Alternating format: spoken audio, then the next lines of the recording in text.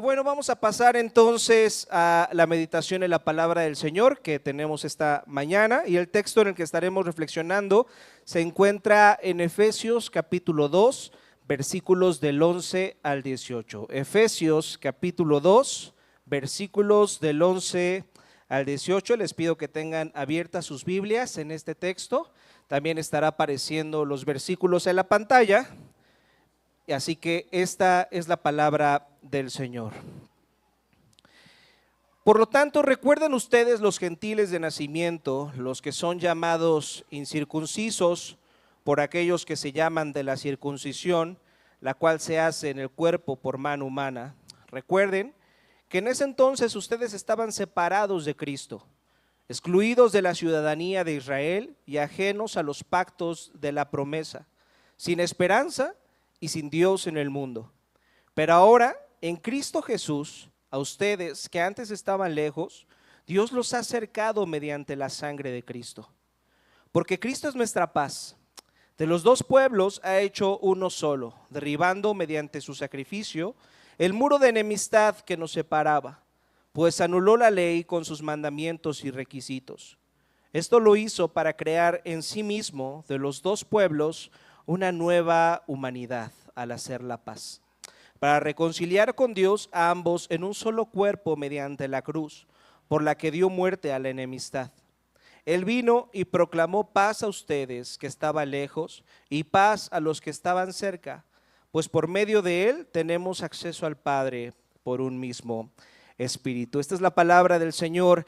Y el muro de Berlín fue construido en el año 1961 con un solo propósito: dividir por un lado a la Alemania comunista del este y por otro lado a la Alemania capitalista del oeste. Y este muro no simplemente separaba ideologías, separaba personas. Hay historias de personas, de familias que vivían a unas calles y de pronto en la noche, mientras construyeron esa división que después se convirtió en un muro, se nos dice que hay familias que pasaron casi 30 años sin volver a verse después de la construcción de este muro de Berlín. En 1989 el muro cayó entre lágrimas, entre abrazos, entre celebraciones, recordando y siendo un testimonio a la humanidad de una cosa: que a pesar de nuestras diferencias, los seres humanos fuimos creados para vivir en comunidad. Pero la triste verdad es que el muro de Berlín no ha sido el único muro que como humanidad hemos creado. Hoy hay muchas personas que no les molestaría para nada construir un muro que los divida de personas que no les gustan, de personas que no tienen sus mismos gustos, de personas que no comparten sus mismas ideologías políticas o filosóficas. Hay personas que no les molestaría que se construyera otro muro. La realidad del ser humano, y lo vemos en hechos históricos como el muro de Berlín y otros muros que como humanidad hemos creado, es que lo natural en el ser humano es el conflicto. ¿Están de acuerdo? Estamos en conflicto con otras personas constantemente. También estamos en conflicto con nosotros mismos. ¿Están de acuerdo? Las enfermedades de salud mental no son una demostración de que a veces estamos en conflicto con nosotros mismos, y sobre todo estamos en conflicto con otras personas, estamos en conflicto con nosotros mismos, pero sobre todo estamos en conflicto con Dios. Esa es la historia de la humanidad, y en esta serie de sermones estamos analizando la carta de Pablo a los Efesios, intentando responder esta pregunta: ¿qué es la iglesia? ¿Qué es la iglesia? De esto se trata esta serie de sermones. Y el libro de Efesios responde a esta pregunta a través de sus diferentes capítulos. Y aquí en Efesios capítulo 2, Pablo nos recuerda que la iglesia, ese grupo de personas que Cristo vino a reconciliar con Dios. Eso lo vimos la semana pasada. ¿Estamos de acuerdo? La semana pasada Víctor nos explicó que nosotros estábamos muertos en nuestros delitos y pecados, pero por gracia Él nos ha unido de nuevo con Dios. Pero no solamente Dios a través de la obra de Cristo nos ha unido de nuevo a Dios. También ha venido a reconciliarnos como humanidad. Y esa reconciliación se hace visible en algo que Dios instituyó en este mundo y que prevalecerá hasta el fin del mundo, que es la iglesia. En la iglesia se hace visible cómo Dios ha venido a reconciliar a la humanidad. ¿Qué es la iglesia a final de cuentas? La iglesia es el conjunto de personas que si se hubieran conocido afuera, que si se hubieran conocido en otro lugar que no fuera la iglesia, tal vez no se hubieran relacionado, pero que ahora, gracias al evangelio, pueden servirse, pueden amarse, pueden vivir en comunidad, pasar tiempo los unos con los otros. Eso es la iglesia. La iglesia es el testimonio vivo de lo que Dios está haciendo en el mundo por medio del evangelio. ¿Y qué es lo que Dios está haciendo en el mundo por medio del evangelio? ¿Cuál es la misión de Dios? La misión de Dios no es otra que la creación de una nueva humanidad. ¿Qué es la iglesia?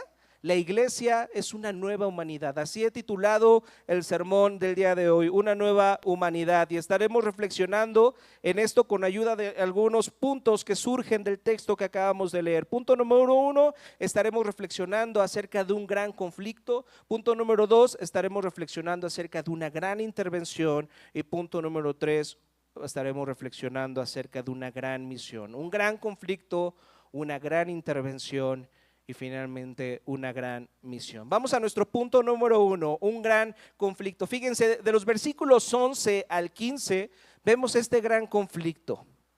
¿Quiénes estaban en conflicto? ¿Quién se nos dice ahí de los versículos 11 al 15 que estaban en conflicto? ¿Ya vieron en sus Biblias? ¿Quiénes estaban en conflicto? Los de la circuncisión, ¿contra quiénes? Contra los incircuncisos, es decir, los judíos contra los gentiles. Y tengo que recordar para tal vez algunas personas que nos visiten por primera vez, que tal vez no están tan familiarizados con lo que dice la Biblia, que cuando la Biblia habla acerca de los gentiles, no se refiere a personas amables o generosas, sino que se refiere a personas que no nacieron siendo judías y por lo tanto practicaban una religión diferente a los judíos, tenían otro Dios diferente al Dios de los judíos. Y en el versículo 14 se nos dice claramente que había un muro de enemistad entre estos judíos y estos gentiles. Y la palabra griega que se traduce aquí como enemistad también se puede traducir como odio. Es decir, no solamente había un muro de enemistad, no solamente había un muro de hostilidad, había un muro de odio. Eso es lo que está diciendo Pablo. ¿Y qué fue lo que causó este odio entre judíos y gentiles? ¿Cuál es el origen de este odio entre judíos y gentiles? También Pablo nos lo dice ahí en el versículo 15. ¿Cuál es el origen de este odio entre judíos y gentiles? La ley con sus mandamientos y sus requisitos. La causa entre el odio, entre la enemistad, entre la hostilidad, entre el pueblo judío y los gentiles, era la ley con todos sus mandamientos y con todos sus requisitos. Y permítanme explicarles esto. Recuerden que cuando Dios llamó a Abraham, le prometió ¿qué? ¿Qué le prometió a Abraham? Le prometió que tendría una gran descendencia. ¿Están de acuerdo?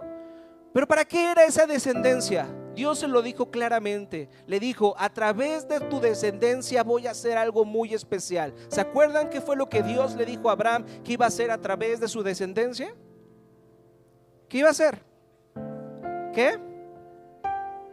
Iba a bendecir, no a su descendencia nada más, iba a bendecir a través de su descendencia a todas las naciones de la tierra. La razón por la que Dios llama a Abraham no es simplemente para tener un pueblo y amarlo, sí, ese era un propósito, pero también a través de este pueblo poder bendecir, ser de bendición, ser de luz, ser gracia, ser misericordia a las demás naciones de la tierra. Y también cuando Dios eligió al pueblo de Israel, el Señor quería que fueran luz a las naciones. ¿Están de acuerdo? ¿Y cómo es que Israel lograría hacer luz a las naciones? Simplemente porque eran bonitos, simplemente porque eran inteligentes, simplemente porque eran muy obedientes. ¿Esa es la razón por la cual Israel sería luz a las naciones? No, si ustedes van a Deuteronomio capítulo 7, versículo 7, se nos dice que Dios le dijo al pueblo de Israel: yo no los elegí a ustedes porque fueran muy bonitos, ni muy inteligentes, ni muy obedientes. Los elegí a pesar de que eran un pueblo rebelde. Los elegí a pesar de que eran infieles e incrédulos. ¿Por qué? Porque los amé. Pero ¿cómo es que este Dios infiel, incrédulo, desobediente puede ser luz a las naciones? ¿Cómo? Justamente a través de la ley. A través de la ley de Dios. Fíjense, los judíos recibieron la ley como un regalo. Con ella deberían convertirse, al seguirla, en una nación santa, en una nación piadosa, que mostrara a las demás naciones del mundo cómo debería de vivirse una vida conforme Dios manda. Ese era el propósito de la ley, ¿están de acuerdo? La ley de Dios, en su propósito original, tenía un propósito precioso, que era mostrarle al mundo cómo debíamos de vivir delante de un Dios bueno, santo, misericordioso y justo. Y por lo tanto su pueblo tendría que ser un pueblo santo, misericordioso, bueno y justo, que fuera luz, que fuera bendición a las naciones. Se suponía que la ley iba a ser una bendición, pero se volvió en la razón de tanto odio, de tanta enemistad, de tanta hostilidad. Eso es lo que nos dice. Los judíos despreciaban a los gentiles porque no vivían conforme a la ley, porque no seguían la ley. Y los gentiles a su vez odiaban a los judíos porque sentían ese desprecio de parte de ellos. No hay nada que genere más resentimiento en una persona que sentirse despreciado. Entonces los judíos despreciaban a los gentiles por no seguir la ley, y los gentiles los odiaban a ellos porque ellos los odiaban primero. Ahí está el origen del conflicto en la humanidad. Y surgió así este muro de enemistad. Fíjense, el teólogo escocés William Barclay, en su comentario al Nuevo Testamento, nos ayuda a entender con profundidad este odio. Fíjense lo que dice William Barclay en su comentario en estos versículos de Efesios. Dice: el judío abrigaba un enorme desprecio por el gentil. Decían que los gentiles habían sido creados por Dios para ser combustible para el fuego del infierno. La única razón por la que existen los gentiles es simplemente para echarle más leña al fuego, para que arda ese fuego bien. Eso pensaban los judíos de los gentiles. Y me gustaría que dejáramos un momento este conflicto entre los judíos y los gentiles, porque aunque es muy importante y podríamos dedicarle más tiempo, realmente este conflicto judío-gentil es simplemente un ejemplo de un conflicto más grande, de un gran conflicto que es universal, un gran conflicto que está en cada corazón humano. Fíjense lo que dice el comentarista, dice: esto es lo que nos pasa a todos los seres humanos, seamos creyentes o no. Cuando Dios nos da un buen regalo, talentos, habilidades, cualidades, hay algo en nuestro corazón que lo toma, le da un valor absoluto, lo convierte en la base de nuestra identidad, y entonces miramos a quienes no lo tienen y los menospreciamos.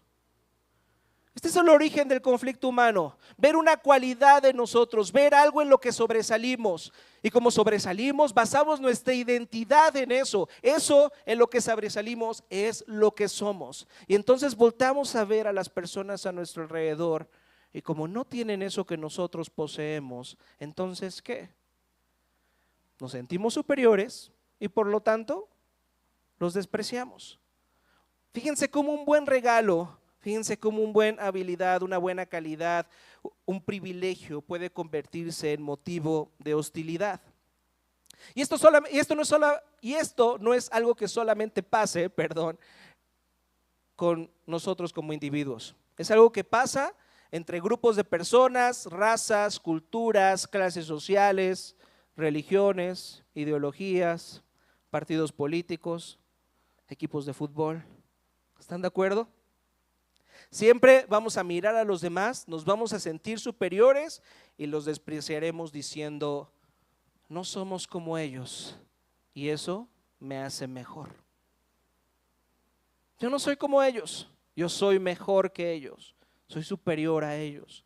Y tenemos en la Biblia un ejemplo perfecto acerca de esta superioridad moral que sentimos todos los seres humanos, de este conflicto que hay en cada uno de nuestros corazones. No sé si recuerden este hecho en Lucas capítulo 18, versículo 11, con la oración del fariseo. ¿Recuerdan esa oración? ¿Recuerdan lo que dijo el fariseo en esa oración? ¿Qué dijo el fariseo en esa oración? Fíjense lo que dice ahí Lucas 18, versículo 11. Oh Dios, te doy gracias porque no soy como otros hombres que son ladrones, que son malhechores y que son adúlteros. Gracias, Señor, por no ser como esos. ¿Te suena familiar esta oración? ¿Has orado alguna vez así? Señor, gracias porque no soy como esa gente. Gracias porque yo soy un presbiteriano reformado y no soy un pentecostal como esos. Gracias, Señor. Gracias porque yo soy un protestante y no soy un católico romano idólatra como esos. Gracias, Señor, gracias. ¿Será que esto pase también entre iglesias cristianas? Señor, gracias porque yo sí tengo la verdadera doctrina. Hay iglesias en la ciudad que están compitiendo, que adoran al mismo Señor, pero no trabajan juntas, compiten unas con otras y se alegran cuando se roban miembros y se alegran cuando al otro le está yendo mal. Esa es la condición del corazón humano y pasa entre cristianos. Pero si tú eres no creyente, también tú alguna vez has dicho: qué bueno que yo no soy como esos religiosos fanáticos hipócritas que van a la iglesia los domingos y no hacen nada. Qué bueno que yo sí soy una buena persona. Qué bueno que yo soy vegano. Qué bueno que soy vegano y no pertenezco a la sociedad de parrilleros mexicana. Qué bueno, qué bueno. Qué bueno que soy de la 4T y no soy del PRIAN.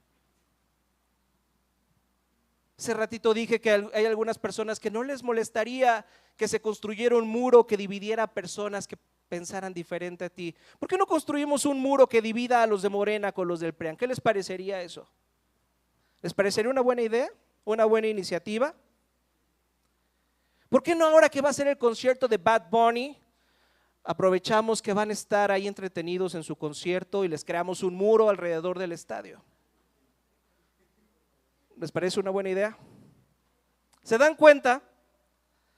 ¿Se dan cuenta cómo este principio de superioridad moral está en todos los seres humanos? Todos en algún nivel nos sentimos mejores que alguien y así construimos nuestra identidad y así construimos nuestra autoestima. Qué bueno que yo no soy como tú, qué bueno, qué bueno. Y este sentimiento de superioridad moral fue lo que justamente la ley produjo en muchos judíos frente a los gentiles. En lugar de verlo como una regla a seguir para abrazar a otros, lo vieron como: yo soy mejor que ustedes porque yo sí me porto bien, porque yo sí soy una buena persona. Qué curioso que estemos hablando de esto el día de hoy exactamente, ¿no? Parece ser que el Señor nos quiere decir algo. Yo no planeé esto. Cayó este sermón, este día de las elecciones. Un día donde unas personas van a decir: yo no soy un tonto. Yo no voy a ir a votar por algo que ya está arreglado. Y otros van a responder: yo no soy un irresponsable que no va a ir a votar para algo que ya se pagó con mis impuestos. Ahí están las dos posturas. Uno sintiéndose superior al otro. Estamos en un gran conflicto que vive en cada corazón humano y esta es la raíz de tanta violencia, esta es la raíz de tanta injusticia, esta es la raíz de tanta corrupción. Las calles están llenas de sangre por nuestros corazones. Todos pertenecemos a este conflicto, todos formamos parte de esta guerra, todos nos sentimos superiores a alguien. Tú lo sabes, yo lo sé. Ahora, ¿cuál es la solución a esto? ¿Cuál es la solución que Dios trae a este gran conflicto? Vayamos a nuestro punto número 2, una gran intervención. Fíjense lo que dice Pablo ahí en el versículo 14.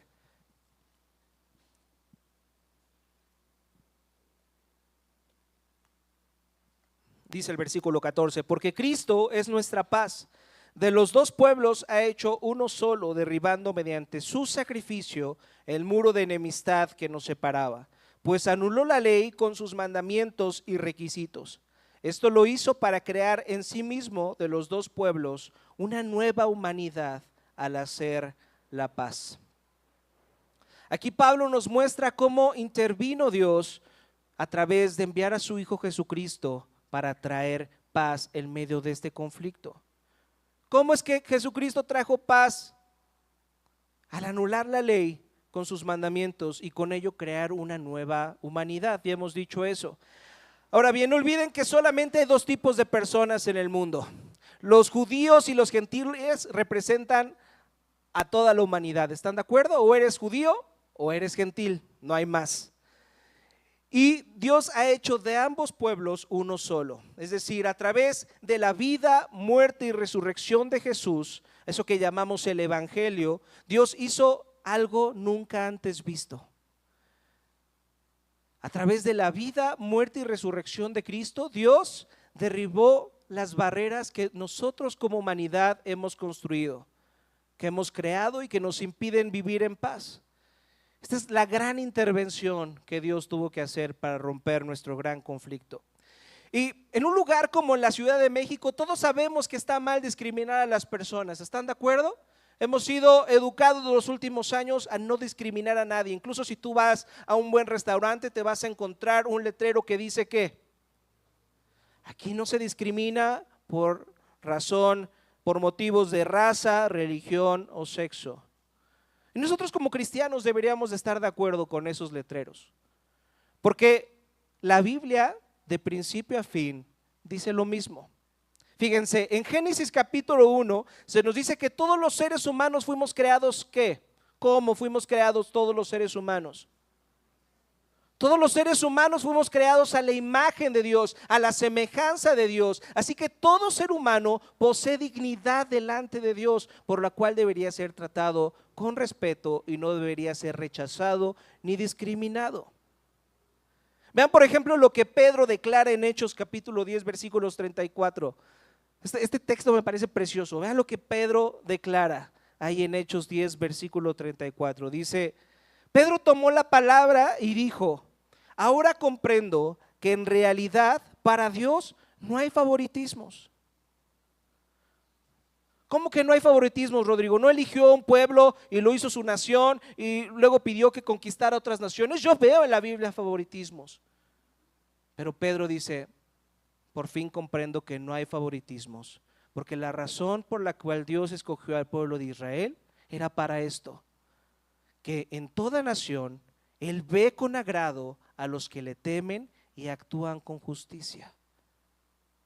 A través del pueblo de Israel, Dios nos estaba abriendo la puerta a todas las personas que pertenecemos de diferentes naciones, tribus y lengua. Y esto nos incluye a nosotros como mexicanos aquí en la Ciudad de México.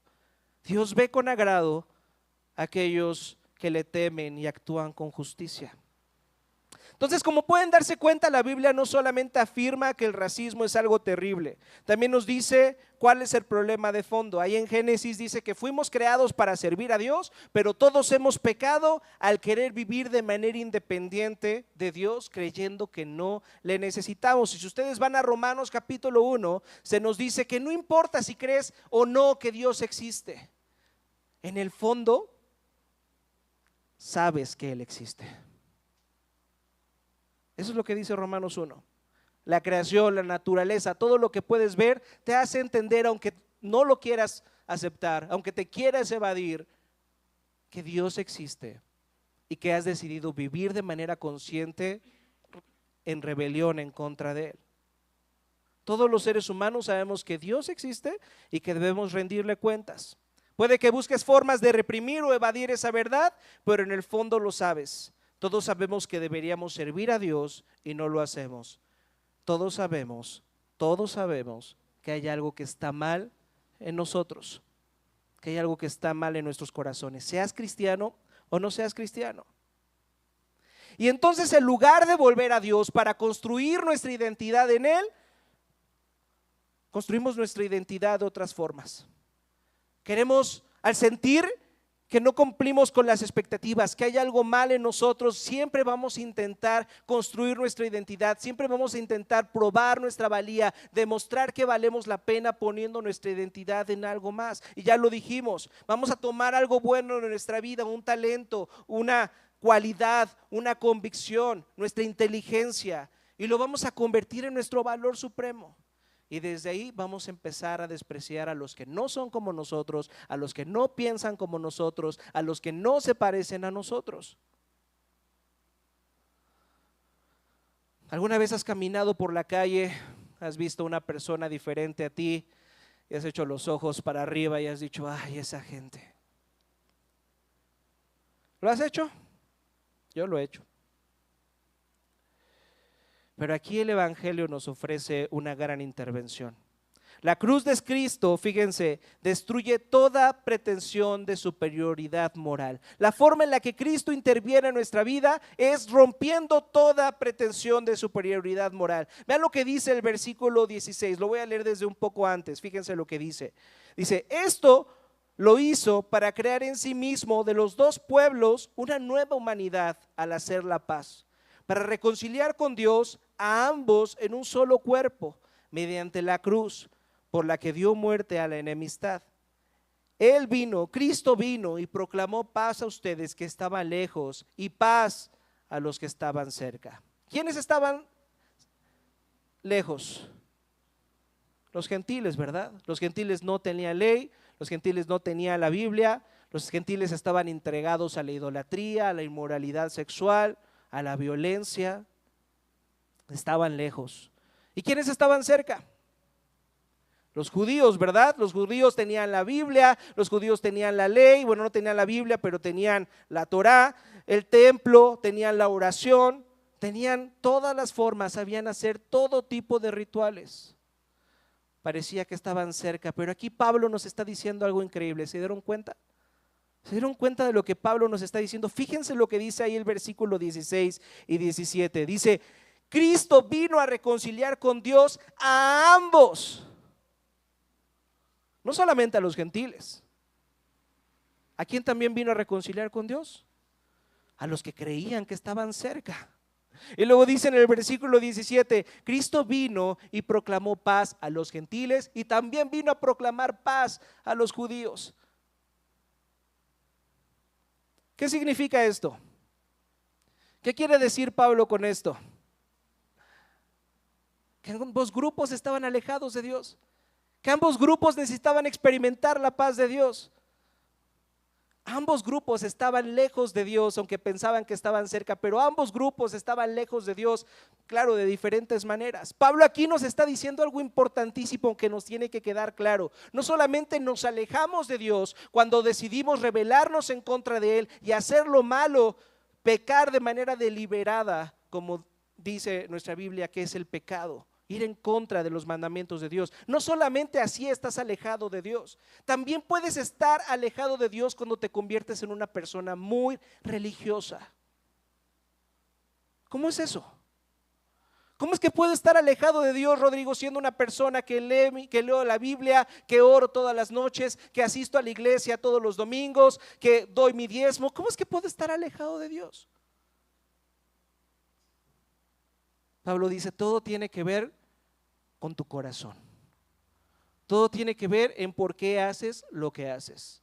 El que actúa de manera incorrecta, el que peca deliberadamente, en que está en rebelión consciente delante de Dios, obviamente está alejado de Dios. Pero si tú has decidido ser una persona religiosa, pero lo haces no en respuesta a lo que Dios ha hecho por ti, en agradecimiento a lo que Él ha hecho por ti, cuando lo ves y dices, Dios merece mi obediencia, Dios merece que mi vida cambie, que rinda mi vida ante Él, que no se trate de mis planes, sino de sus planes. Eso es algo solamente que puede surgir de una persona agradecida. Pero si tú eres una persona religiosa, que lo que te motiva es que Dios te bendiga, entonces estás igual de alejado que la persona que de manera consciente está pecando deliberadamente en contra de Dios. Qué profundo es esto lo que nos dice Pablo. Podemos estar alejados tanto del Señor, aunque pensamos que estamos tan cerca, porque simplemente estamos haciendo lo que estamos haciendo para intentar manipular a Dios. Me acerco a ti, Dios, por lo que puedes ofrecerme, no por lo que tú eres. Es un buen momento para preguntarnos por qué estamos haciendo lo que estamos haciendo. ¿Por qué nos comportamos como nos comportamos? Porque queremos manipular a Dios y queremos manipular también la opinión de las demás personas, que vean que soy un buen cristiano, que vean que soy un buen pastor, que vean que soy un buen padre, que vean que soy un buen hijo. O realmente mi vida está cambiando en gratitud, en agradecimiento a lo que Jesús ha hecho por mí. Es muy diferente. Por fuera, en el comportamiento, probablemente se ve igual. Pero el corazón, lo que hay en el corazón es muy diferente. Entonces fíjense, el Evangelio hace algo increíble. Esta gran intervención que Dios hace en nuestras vidas hace algo increíble, porque lo que hace el Evangelio es ponernos a todos en el mismo lugar, a todos, desde un sicario hasta una prostituta, desde un joven cristiano hasta un anciano o un diácono de la iglesia. Todos somos pecadores y todos estamos igualmente necesitados de la gracia de Dios. Todos necesitamos salvación. El Evangelio nos humilla y al mismo tiempo nos libera del orgullo. Derriba cualquier sentido de superioridad moral. Si tú entiendes la razón por la que has sido salvado, no hay forma en que tú puedas sentirte superior a otras personas. Cuando entiendes que has sido salvado, no porque seas bonito, inteligente, una buena persona, sino que en verdad eres una persona egoísta, que solamente estás pensando en ti, en lo que te conviene. Te relacionas con personas cuando eso trae algún beneficio y no te relacionas con las personas cuando eso no te beneficia en nada, que te la pasas juzgando a otros, levantando los ojos y diciendo, ay, esa gente. Cuando entiendes que en verdad eres esa persona, pero a pesar de eso el Señor ha decidido perdonarte y quiere tener una relación contigo, no hay forma en la que puedas despreciar a otras personas. Un teólogo dice, los cristianos deberíamos de ser las personas más humildes de toda la tierra, pero no lo somos. Nos sentimos superiores a los que no son como nosotros, a los que no piensan como nosotros. No terminamos de entender que somos lo que somos por gracia. Esta es la razón por la que Pablo pudo corregir a Pedro. ¿Recuerdan ese momento cuando Pedro, que era judío, ya había entendido que los gentiles creyentes habían sido limpiados por Cristo, pero que cuando llegaron otros judíos tuvo miedo al que dirán y entonces no se sentó a comer con los gentiles? ¿Se acuerdan qué es lo que le dice Pablo a Pedro? Ahí en Gálatas 2:14. ¿Cuáles fueron las palabras que Pablo le dijo a Pedro? Le dijo, Pedro, no estás viviendo conforme al Evangelio. Si tú te la vives menospreciando a otros, sintiéndote superior a otros, entonces no estás viviendo conforme al Evangelio.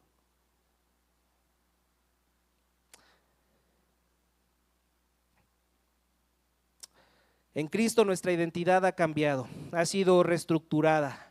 La superioridad moral ha desaparecido. Ya no puedes mirar a otra persona y sentirte por encima de él. No importa su clase social, no importa su nivel educativo. Tampoco importa, Rodrigo, a qué partido político le vaya. No, tampoco importa. No puedes sentirte superior a nadie. Esa es la gran intervención de Cristo, que Dios está formando en la iglesia esta nueva humanidad, una nueva comunidad distinta donde por fin podemos bendecir y ser luz a las naciones de toda la tierra, lo que nos lleva a nuestro último punto. Punto número 3, una gran misión. Fíjense, ahorita ya leímos el versículo 16, pero el versículo 16 dice algo que probablemente pasamos de largo cuando leemos, simplemente lo leemos como una frase más, pero fíjense lo que Pablo nos dice en el versículo 16. Dice, mediante la cruz, Cristo dio muerte a la enemistad. ¿Qué nos está diciendo Pablo aquí? Con que Cristo dio muerte a la enemistad.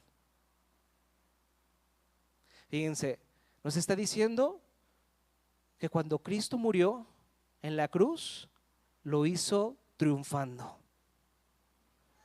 La muerte de Jesús en la cruz no fue una derrota, fue una demostración de victoria. Y ahí en la cruz estaba crucificando también, estaba destruyendo también la enemistad, el orgullo, el odio que tú y yo sentimos por los demás. En 2 de Corintios capítulo 5 versículo 21 se nos dice que al que no cometió pecado alguno, por nosotros Dios lo trató como pecador para que en él recibiéramos la justicia de Dios. ¿Qué significa esto? Que Dios trató a Cristo como un culpable. Dios trató a Cristo como si fuera un egoísta que se siente superior a los demás, que menosprecia a otros. Cristo tomó el castigo que tú y yo merecíamos por nuestro corazón. Y lo hizo para destruir la enemistad, el odio, el rencor, esos muros que nos separan como humanidad. Y al hacerlo nos abrió el camino ¿a qué? Nos abrió el camino a la reconciliación, nos abrió el camino al perdón, nos abrió el camino de poder amar a otras personas de manera desinteresada. Si eres cristiano, ahora puedes amar a otras personas de manera desinteresada. Puedes servir a otras personas, aunque servir a esas personas no te beneficia a ti en nada, porque recuerdas cómo has sido tú beneficiado. Dios, en lugar de vengarse de nosotros por nuestro egoísmo, por nuestro corazón, decidió castigar a su propio Hijo en mi lugar y en tu lugar. Y creo que a veces no dimensionamos lo que esto significa. Piensen en esto. Tenemos un Dios que es trino. El Dios Padre, Dios Hijo y Dios Espíritu Santo viven en una comunión perfecta, en una armonía perfecta. Se aman el uno al otro, se sirven el uno al otro. No le hace falta nada el uno al otro. Son plenos, son perfectos. Y si lo pensamos, las tres personas de la Trinidad son superiores a nosotros. ¿Están de acuerdo? Ellos no tienen ni principio ni fin, ellos son perfectos, ellos son santos y son superiores a nosotros. Sin embargo, ellos decidieron por un momento interrumpir esta comunión perfecta. Ellos que eran superiores decidieron interrumpir por un momento esta comunión perfecta cuando el Hijo tuvo que ser enviado para morir por ti y por mí. Pero Él lo hizo voluntariamente porque Él quería incluirnos a ti y a mí en esta comunión perfecta, en esta danza de la Trinidad. Fíjense lo que implica nuestra salvación. Dios queriéndonos invitar a algo precioso. Él no necesita que estemos ahí, pero quiere que estemos ahí. Creo que esto no lo alcanzo a explicar bien con mis palabras. Creo que esto no lo alcanzamos a dimensionar completamente, lo que significa lo que Dios ha hecho por nosotros para que ahora podamos estar cerca de Él. Pero en Hebreos capítulo 2, versículo 11, Jesús dice que a pesar de que es superior a nosotros, no se avergüenza de llamarnos sus hermanos. Jesús no se avergüenza de llamarnos sus hermanos.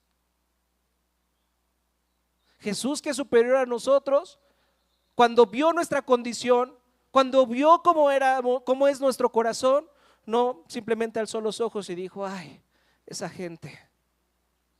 Cristo no hizo eso. Cristo sintió misericordia por nosotros. Cristo sintió misericordia por nosotros e hizo lo que hizo por nosotros. Si Él, siendo superior a nosotros, estuvo dispuesto a hacer esto por ti y por mí, ¿cómo tú te puedes sentir superior a alguien más y menospreciarlo? Por eso es que decimos que tenemos una gran misión. Como iglesia tenemos la oportunidad y el llamado de ser esa nueva humanidad que vive en unidad, en amor y en reconciliación. Somos llamados a mostrar al mundo lo que el evangelio produce cuando realmente transforma a las personas. ¿Qué es la iglesia?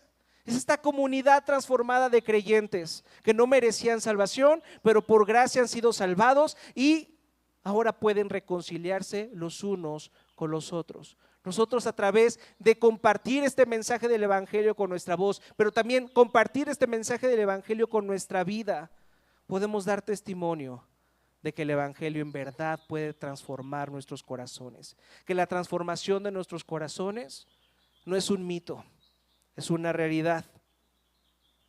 Y tal vez este es un buen momento para preguntarnos si somos una iglesia así, si somos una iglesia que se ha preocupado hacer de bendición para todas las naciones. Bueno, no todas las naciones. ¿Qué tal si nos concentramos en la colonia Mixcoac? ¿En verdad somos una iglesia que queremos ser luz en la colonia Mixcoac? ¿Cómo el evangelio nos ha llevado a esforzarnos a ser una comunidad más inclusiva, más generosa, más compasiva? ¿O simplemente estamos haciendo cosas como iglesia para sentirnos cómodos entre nosotros? ¿Qué estamos dispuestos a sacrificar por el evangelio? Hace mucho tiempo que no tenemos a personas en situación de calle entre nosotros. No sé si eso les vaya a molestar. No sé si se podrían sentar al lado de una persona así, que se ve mal, que se viste mal, que huele mal, que se comporta mal.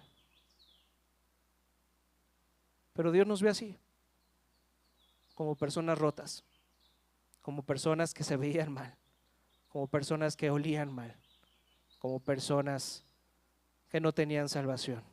Y no dijo, ay, esa gente. Dijo, voy a hacer todo para que ellos vengan a esta comunión. Nosotros estamos haciendo todo para que otras personas diferentes a nosotros vengan a esta comunión. Hoy es un buen día para preguntarnos esto. Vamos a orar. Padre nuestro, te damos tantas gracias por tu palabra. Gracias porque en la cruz tu Hijo no solo cargó con nuestro pecado, sino también destruyó el odio que nos divide, la enemistad que habíamos levantado entre nosotros y contra ti. Gracias porque en lugar de vengarte de nosotros por tanta injusticia, por tanto orgullo, por tanta violencia, decidiste entregar a tu Hijo para absorber el castigo que nosotros merecíamos. Y así, Padre, abrirnos el camino hacia una nueva vida de reconciliación y paz. Señor, reconocemos que muchas veces seguimos levantando muros, seguimos sintiéndonos superiores a otros por lo que creemos, por cómo vivimos, por lo que tenemos. Perdónanos, Padre. Ayúdanos que como iglesia no nos conformemos a ser una comunidad cómoda, rodeados solamente de personas que se parecen a nosotros. Queremos ser una iglesia que refleje tu gracia. Queremos ser una nueva humanidad donde personas distintas pueden amarse, perdonarse, servirse, caminar juntas por causa de Cristo. Padre, haznos un testimonio vivo de tu evangelio. Padre, a través de nosotros puedas mostrar al mundo que Jesús no murió por una raza, por una clase o por un grupo, sino que por su sacrificio incluido a la humanidad entera para formar un solo pueblo de toda lengua, tribu y nación. Señor, ayúdanos a vivir conforme a este glorioso evangelio y que nunca dejemos de asombrarnos de la gracia con la que tú nos has amado. En el nombre de Jesús oramos.